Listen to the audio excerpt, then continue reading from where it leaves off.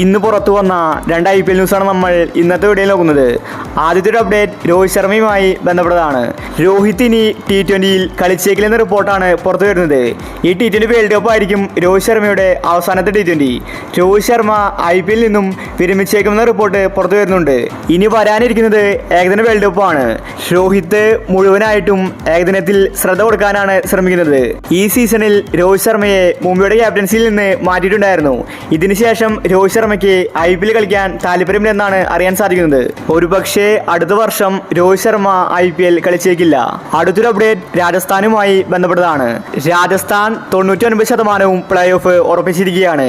ഇനി ഒരു മാച്ച് ജയിച്ചാൽ രാജസ്ഥാന് ഒഫീഷ്യലായിട്ട് പ്ലേ ഓഫിലെത്താം. ഇപ്പോഴിതാ രാജസ്ഥാൻ ടീമിന് വലിയ പണിയാണ് പ്ലേ ഓഫിൽ കിട്ടിയിരിക്കുന്നത്. രാജസ്ഥാന്റെ രണ്ട് താരങ്ങൾക്ക് പരിക്കായിരിക്കുകയാണ്. ഒന്നാമത്തേത് ജൂറൽ, രണ്ടാമത്തേത് ഷിംറോൺ ഹെറ്റ്മർ. ഈ രണ്ട് താരങ്ങൾക്കാണ് പരിക്കേറ്റിരിക്കുന്നത്. ഷിംറോൺ ഹെറ്റ്മർ കഴിഞ്ഞ മത്സരത്തിൽ കളിച്ചിട്ടുണ്ടായിരുന്നില്ല. ഡൽഹിക്കെതിരെ താരമിറങ്ങാത്തത് എന്താണെന്ന് ആരാധകർ ചോദിച്ചിട്ടുണ്ടായിരുന്നു. ഹെറ്റ്മർക്ക് പരിക്കാണ്. ഇത് രാജസ്ഥാന് പ്ലേ ഓഫിൽ പണിയായിരിക്കും. ഷിംറോൺ ഹെറ്റ്മർ മികച്ചൊരു ഫിനിഷറാണ്. അദ്ദേഹമില്ലെങ്കിൽ അത് രാജസ്ഥാന് തിരിച്ചടിയായിരിക്കും. അതുപോലെ മധ്യനിരയിൽ ജൂറൽ മികച്ച കളി കാഴ്ചവെക്കുന്നുണ്ട്. ഈ താരത്തിനും പരിക്കായിരിക്കുകയാണ്. രണ്ട് താരങ്ങളാണ് രാജസ്ഥാൻ ടീമിൽ നിന്ന് പുറത്തായിരിക്കുന്നത്. അപ്പോൾ ഇതുപോലത്തെ IPL ന്യൂസിന് വേണ്ടി ചാനൽ മറക്കാതെ സബ്സ്ക്രൈബ് ചെയ്യൂ.